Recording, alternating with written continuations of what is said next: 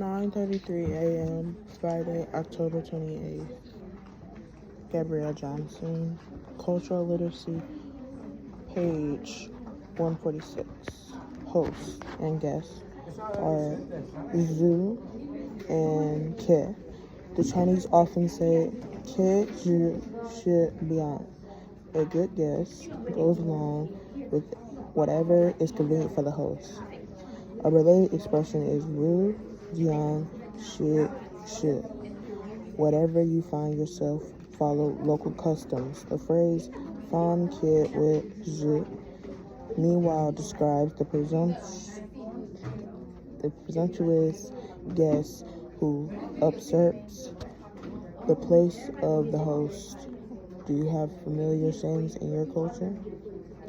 When you visit a friend in China, you often should bring a gift. You might be asked to change into slippers and normally offered something to drink.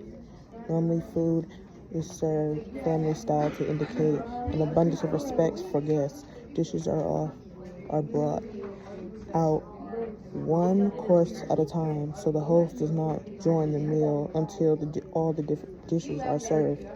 It is polite to wait for the host to urge you to start eating. If a Chinese friend asks you about visiting etiquette in your culture, what would you say? And tea plant is a native to China. The beverage is made from leaves, often called some derivative of the Mandarin or Southern Min dialect pronunciation of the Chinese word for tea. The Russian chai comes from Mandarin, whereas tea in English comes from the Southern Min dialect. Do you know what tea is called in any other language? Chai can probably be called the national drink of China. Indeed, the practice of drinking tea is originated there. According to legend, tea was discovered by ancient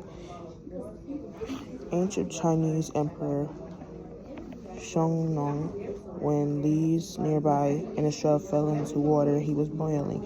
It depends on whom you ask, but in general, Chinese tea may be classified into the following categories according to different methods by which tea leaves are processed: green tea, black tea, oolong tea, compressed tea, and scented tea.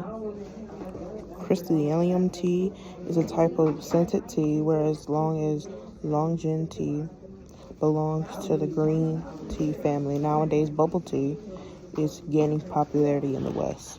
Although tea remains the most popular beverage in China, the number of coffee drinkers has been on the rise in recent years. Coffee is now widely available in supermarkets, coffee shops, including international chains such as Starbucks.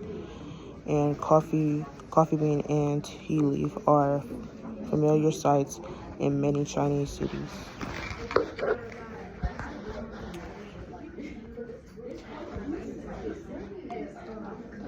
Traditionally,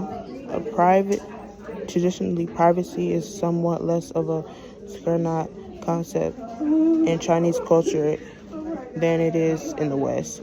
You would not necessarily be considered intrusive if you drop by a friend's place without warning, nor would topics such as age, material status, salary necessarily be off limits in a polite conversation. For those who believe that traditional Chinese notion of friendship or personal loyalty, sharing such personal information is an important gesture of trust. But there is a more prosaic explanation. Until relatively recently, most people lived in close proximity of another, and everyone followed more or less the same prescribed track in life. The income gap was limited, therefore there were few secrets. Everyone knew that the neighbors Everyone knew what their neighbors did and how much money they made. This is changing, however, particularly due to disparity in incomes, urbanizations of communities. Chinese citizens have become more conscious of their right to privacy. Nowadays, Chinese people consider it more and more important to give notice before visiting friends and to avoid talking about personal information.